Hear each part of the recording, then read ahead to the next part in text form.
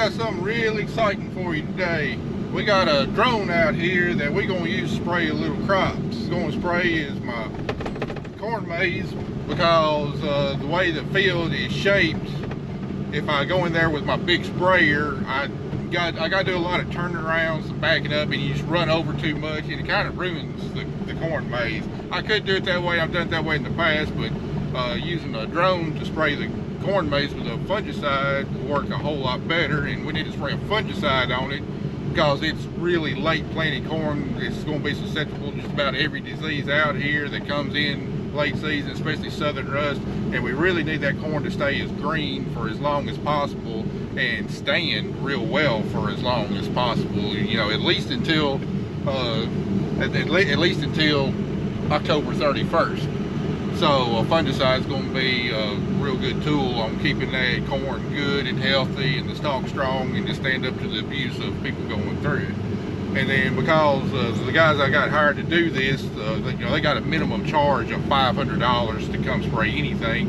For a 7-acre corn maze of $500, that comes out to a pretty hefty price tag to spray 7 acres. So we got rained out of the cotton field a few days ago, and we got some cotton really needs to be sprayed, and we got a few bottoms here that's real wet, and as wet as it is, the sprayer might rut it up just a little bit, especially in the wet spots. So we're gonna have them spray about 45 acres of cotton, and then they normally charge $10 an acre to spray, so 45 acres of cotton plus 7 acres of corn maze, my bill will be $520 and get me down there to that $10 per acre range to spray. It makes a whole lot more sense financially to do it that way. Plus, it gives me a real good look at this technology. I don't know if this technology's got a future on our farm or not, but who knows? It might at some point. So it really gives me a good sneak peek at something we may want to consider on our farm.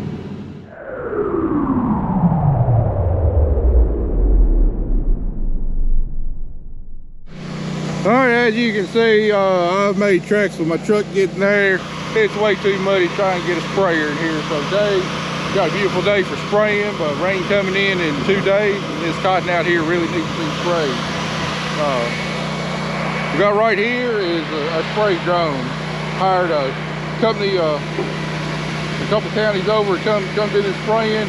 This drone is manufactured by DJI.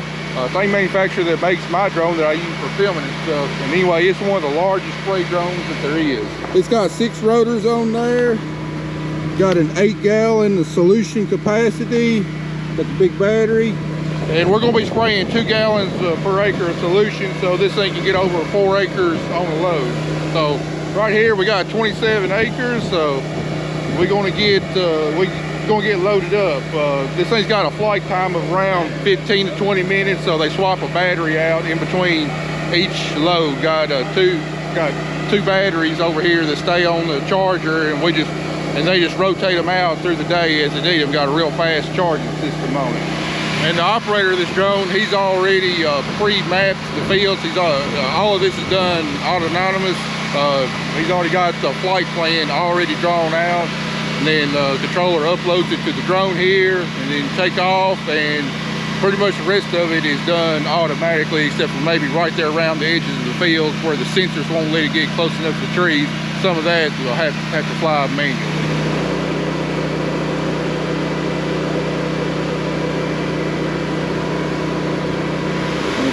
Priming the booms right now.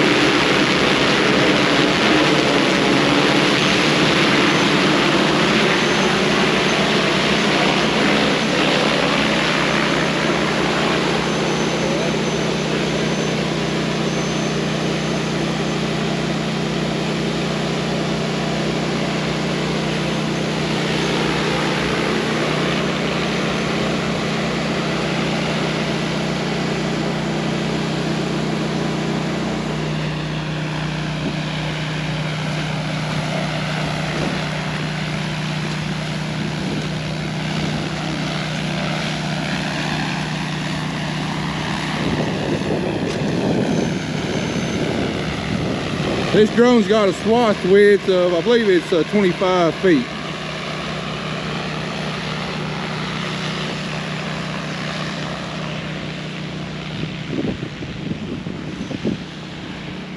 Now, as you can see, it's getting good coverage. The props are blowing it spray solution on down in the canopy. Should give us real good insect control.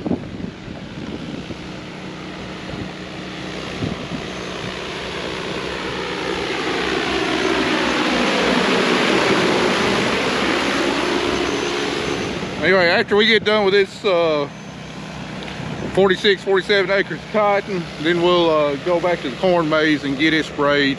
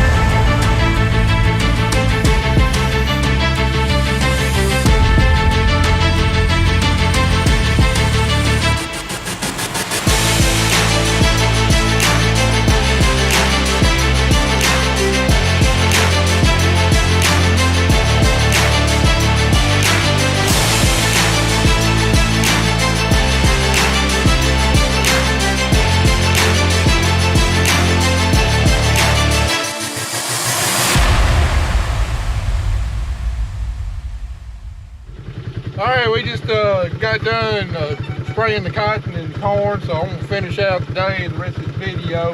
We're going around and spraying pigweeds on our side-by-side, where we got a few patches of pigweed like right here. Hit them with Liberty. And we're going to scout around the edges of some cornfields looking for pigweeds also. And then I'll spend most of the time probably giving you a little bit of a crop tour, showing you what our crops look like now that we actually got quite a bit of moisture in the ground. Man, it's been a long time since I've seen water standing in the field. It sure is a pretty sight. All right, we'll start out here in the cotton field, kind of show you what's going on. Let's say this field is pretty representative of the majority of my cotton. Got some looks a little bit better, got some looks a little bit worse. But I mean, overall, I'm really thrilled about the cotton crop at this point right now. I mean, the only negative thing about this cotton crop is that it's not as tall as it normally is. But that's not necessarily a bad thing, because height, tall cotton doesn't necessarily make good cotton. As long as you got the nodes and the fruiting positions on the stalk, shorter cotton can make some absolutely fantastic cotton. And I mean, I maybe count my chickens before they hatch, but I mean, that's kind of what it's looking like right now. Still got a long ways to go, don't get me wrong. This crop is a long ways from being made, but at this point, I'd say we have some excellent yield potential. You know, we started getting some rain about 2.5 weeks ago, and then we've gotten some pretty big rain since then. This cotton has really come on strong since I've run the hoods through it. Like I said, it's shorter than normally it is. You know, I'd love to see it lapping the rows, but I mean, the yield potential on this cotton is excellent. And we haven't had to, because it's been so dry for so long, we haven't had to use very much plant growth regulator on it, but we're going to have to from here on out. But just looking at the stalk, you know, here's the first white flower right here, and that white bloom is 1, 2, 3, 4, 5 nodes. So there's 5 nodes above white flower. So this cotton is at physiological cutout. That means it's starting to put more and more resources towards the fruit that's on the plant, trying to fill it out, than it is to growing vegetatively. And about this time of year, that's what we want, because typically anything that blooms after about August 16th, August 17th in our location, at our latitude, really only has about a 50% chance of getting enough heat units to make a harvestable bowl. So anything that it grows above this right here, that fruit's going to be too late to mature and contribute to yield. So basically what we see out here, the very topmost squares on the plant, is about the last thing that has a chance to contribute to meaningful yield. And our cotton looks quite a bit better than a lot of cotton in the area, and I firmly believe it's due to our soil health practices, all the cover crops, retaining moisture in the soil, shading the soil, letting the plant's roots operate more efficiently when it was so hot and so dry. There's a lot of cotton in this area that's maybe only about 2 nodes above white flower, and I'd say this yield potential is probably being hurt some. It can still make some decent cotton, I think, but I think our yield potential is really good right now.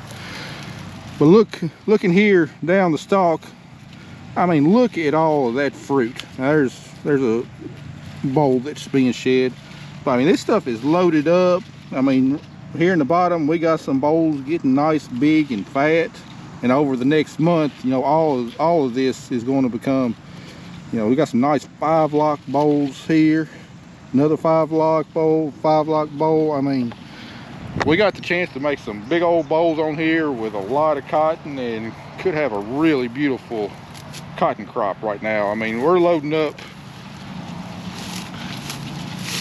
Let me find a bottom branch here. All right, here's the most bottom fruiting branch on the plant, and we got first position bowl set, second position bowl set, third position bowl set, and if it keeps this one hasn't bloomed yet. If it keeps this one, that'll be 4 positions on this one branch.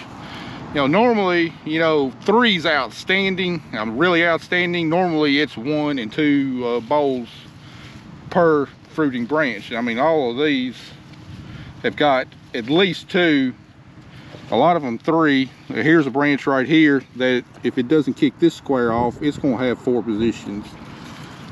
So there's 1, 2,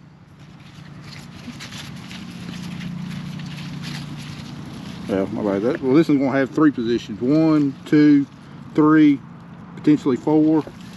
And then you look on the ground, I mean, you see a couple, you see a few squares that have been shed. You know, normally this time of year, the cotton has already started kicking off fruit, because it just can't hold on to the fruit because it just can't hold on to all the fruit that it's got on the plant. But this year, I mean, it really hasn't started. It's kicked off just a little bit, but normally we expect to see a lot more. And I suspect as we go further on, it's going to start kicking off more and more fruit. But I mean, having the fruit retention that we've got on the plant at this stage in August and then with the ground conditions we got, plenty of moisture, sunshine, it's really setting the stage for what could be a really good year in cotton. Let's keep our fingers crossed. All right, I showed you the good. Now it's time to show you the bad. All right, here are 6 ears that I picked off of 8 consecutive plants right here. This variety right here is Pioneer 1847. It's generally well suited for this farm. This farm's got a lot of deep bottom ground on it. But this hill right here, you know, we got a 3-acre hill. It's a lot thinner. This would not be the ideal variety to plant on this particular small field, because it's part of the farm. That's just what it got. So like I said, these 6 ears I picked off of 8 consecutive plants. 2 of those plants were barren, didn't even have an ear on them. So as you can tell, that's not good. This ear right here probably won't even get in the combine. These 2 ears right here may or may not get into the combine. These 3 ears I can definitely get in the combine, but you can see they've got extreme tip back on them. And then even here at the butt, you know, it didn't pollinate all the way down at the butt. Is this going to be 100 bushel corn? This field right here, definitely not. Now when you combine it with the bottom down here, maybe the farm average will be 100. I hope it is. That's kind of what I got my eyes set on. If we make 100 bushels, that's kind of what I'm hoping for. Anything above 100 bushels, I'll definitely be pleasantly surprised. Anything below 100 bushels, I'm not going to be surprised. You know, we got to make about 76 bushels an acre to fill the contracts of what we've got contracted so far. So that's definitely the minimum that I need. You know, around that 75 to 80 bushels per acre, I think it's going to be getting pretty close to my break-even point. It might be a little closer to 85 to 90 bushels. It's going to be at the prices we got contracted. It's going to be close to my break-even point. I mean, you just look at this corn. I mean, it just flat out burn up. You see, that's small ears. This one didn't even have an ear. No ear, no ear. Small ear, no ear, small ear. Fair ear, small ear. Decent size ear, good ear, small ear. That one won't go in the combine. None there. That's kind of what we're looking at, and we've actually got some corn that looks worse than this in places. So it's going to be highly variable on the corn crop. I've got no idea what to expect on it. You know, the guesses I've given you, I mean, that's all it is. It's a guess, and it's really not even an educated guess either. So, but we'll find out here in a few weeks just how bad it is, or maybe I'll be pleasantly surprised. Who knows? I do know that on a lot of the corn that I've looked at, you know, normally it takes around 80,000 kernels to make a bushel with the corn we plant. Well, this year, kernel depth is a whole lot shallower than what it normally is, so it's going to take more kernels to make a bushel. I'm fully expecting, you know, it could take I'm fully expecting, you know, it could take 100 to 110,000 of these kernels to make a bushel. So not only do we have fewer kernels out here, it's going to take more of them to make a bushel. So that's going to be another thing in reducing yield. And then I got some farms that the corn, some of the corn plants scattered throughout the field are already dead, completely brown all the way at the top. And this corn hasn't even hit black layer yet. That means it didn't fill it all the way out with starch. Going to be extremely lightweight corn. Going to take forever to dry down because it never reached physiological maturity also. So we're looking at a headache on the corn crop. We're looking at a headache on getting it dried down, figuring out when we need to harvest it, because we're going to have a lot of weak stalks out here. Probably, you know, the grain's not going to dry down quickly. We'll have a hard time getting the corn header set to try and pull in as many of these nubbins as we can to actually get them in the combine, but still have corn flow through the head, and then also setting the combine to try and keep the grain in the combine and get a clean sample. So we're gonna have quite a few difficulties harvesting corn this year. Well, we're back out here again today, Sunday afternoon. Still going around our fields.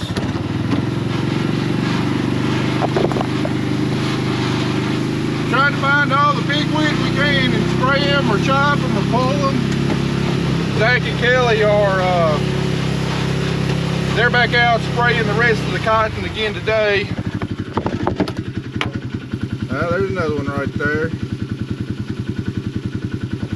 I think they got about 180 acres of cotton left to spray. You know, we sprayed about 45 of it yesterday with the drone. So they'll get the rest of the bugs sprayed, and hopefully they'll do it for another 2 weeks on cotton. I think we stand a good chance of getting by with only one more insect spray on our cotton this year. Might be 2 more, just depending on how the rest of the growing season goes. So, ooh, we got a big one out there.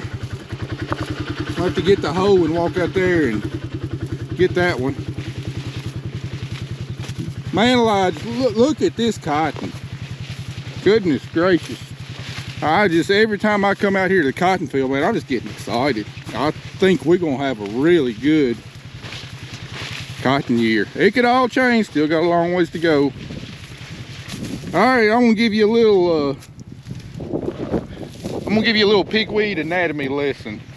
This plant right here is a female. Now, Palmer amaranth, it comes in male species and female species. You don't have both sexes on the same plant like you do with other amaranth varieties. So that's what gives it a lot of the genetic diversity and allows it to quickly become resistant to a lot of chemicals.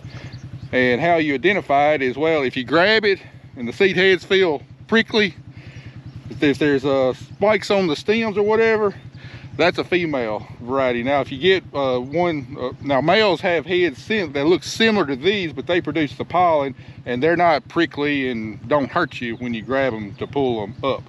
So, while, I mean, we won't get rid of all of them, the females are the ones that produce the seeds, and they're the ones that we got to get rid of.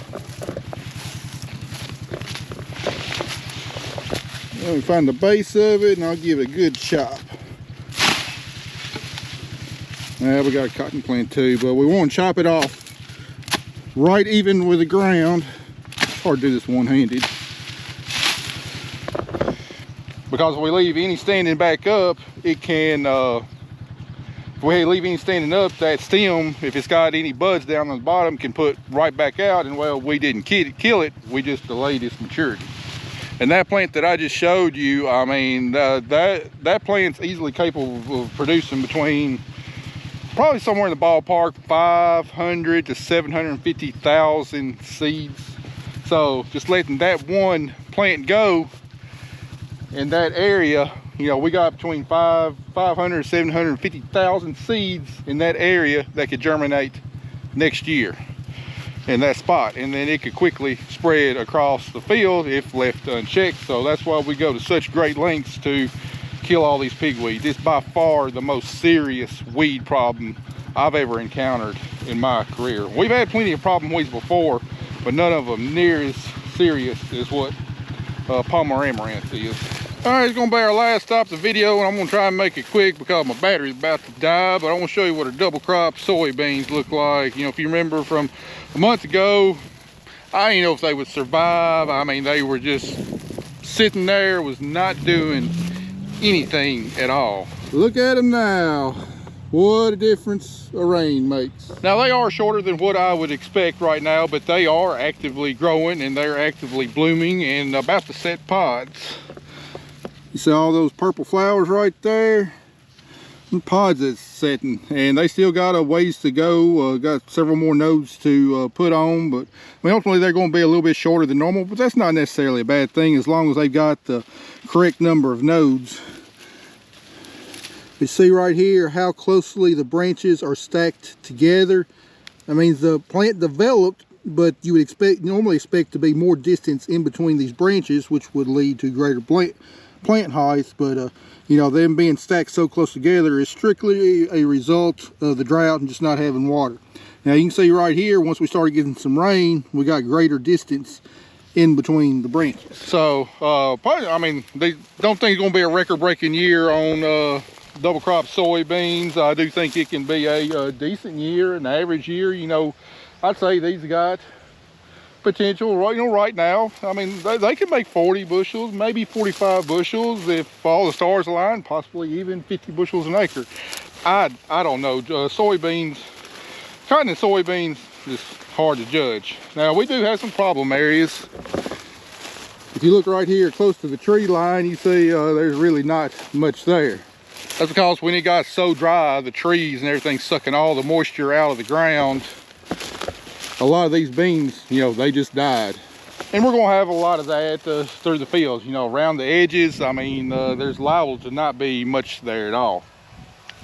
And one other update, I don't know if you can see it, but right here across the road, the last corn we planted, I just walked through there, and it is abysmal.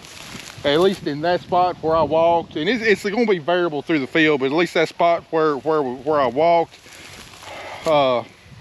there might be 1 or 2 harvestable ears per 1/1000th of an acre. About every 14 feet, there might only be 1 to 2 ears of corn that I'll be able to get in the combine. I mean, I don't even know if there's enough corn out there. I know in some spots there's not enough corn out there to even justify driving the combine through. I mean, we're talking 5-10 bushels an acre maybe, and then occasionally you'll get to a spot for whatever reason there'll be several good ears there. So I mean, we're going to go through and we're going to harvest it. I mean, we got to do it for insurance purposes anyway, just to see what's out there. But heck, just some spots of the field we're going to lose money just running the combine through it.